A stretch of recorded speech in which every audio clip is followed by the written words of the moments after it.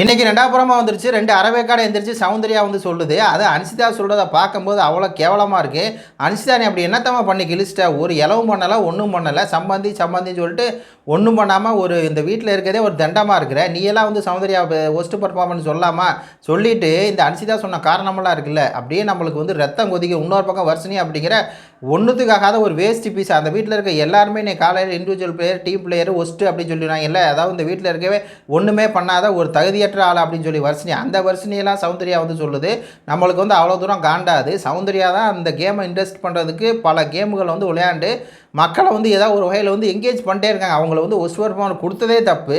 இதில் big pass வந்து சொல்கிறாரு, அந்த ஒஸ்ட் பர்ஃபார்மருக்கு வந்து பாரபட்சம் பார்க்காம விமர்சிக்கணும் அப்படின்னு சொல்லி அவருமே தெரிஞ்சு தான் கொடுக்குறாரு. சௌந்தர்யா வந்து நம்ம இது பண்ணணும், அவங்கள வந்து டவுன் பண்ணணும். ஏன்னா அவங்களுக்கு உண்டான கான்ஃபிடென்ட் இருக்குல்ல, அதை உடைக்கணும் தான் இந்த மாதிரி ஒரு கேவலமான ஒரு விஷயத்தை அவருமே பண்ணுறாரு. உடனே எந்திரிச்சு இந்த அன்சிதா வந்து இப்படி இப்படிலாம் பண்ணி இப்படிலாம் பண்ணிட்டு நீ பண்ணுறது வந்து பண்ணணுன்ட்டு பண்ணுற, அது வந்து மொக்கையாக இருக்குது, கேவலமாக இருக்குது அப்படின்னு சொல்லி அன்சிதா வந்து சௌந்தர்யா பார்த்து சொல்லுது. அன்சிதா நீங்கள் பண்ணுறது தான் கேவலமாக இருக்குது, மொக்கையாக இருக்குது. நீங்கள் அப்படி என்னத்தை பண்ணி கிழிச்சிட்டிங்க? ஒரு இலவும் பண்ணலை. இந்த வீட்டில் இருக்கிறதுக்கே தகுதி இல்லாத ஒரு ஆள் நீ தான். நீ பண்ணுறதா மொக்கையாக இருக்குது, நீ பண்ணுறதா கேவலமாக இருக்குது, நீ வந்து சொல்கிற அப்படிங்கிற மாதிரி இருக்குது. அதுக்கப்புறம் இந்த வர்ஷினி வந்துட்டு சொல்லுது, நீங்கள் வந்து க்யூட் அப்படின்னு சொல்லிட்டு நினச்சிக்கிட்டு வந்து பண்ணுறீங்க, அது வந்து எங்களுக்கு வந்து சைக்கிளை இப்படி வந்து பண்ணாதீங்க அப்படின்னு சொல்லி சொல்லுது. வர்ஷினி நீ பண்ணுறதான் சைக்கிள் அப்படிங்கிற மாதிரி இருக்குது. அதுக்கு தான் சௌந்தர்யா அப்பயே பதிலடி கொடுத்துருப்பாங்க.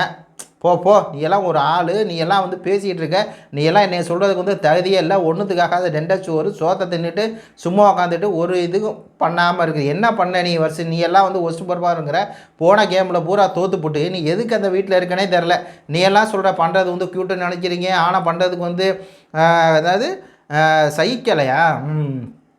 நீ பண்ணுறதான் சைக்கிளை அப்படியே வந்து சௌந்தர்யா பண்ண. போ நீ எல்லாம் ஒரு ஆள், நீ எல்லாம் ஒரு இது அப்படிங்கிற மாதிரி தான் வந்து செஞ்சு விட்டாங்க. பார்க்கட்டும், லைவில் வந்து பார்க்குறேன் யார் யார் என்னென்ன சொல்கிறா அப்படிங்கிறத பார்ப்போம்.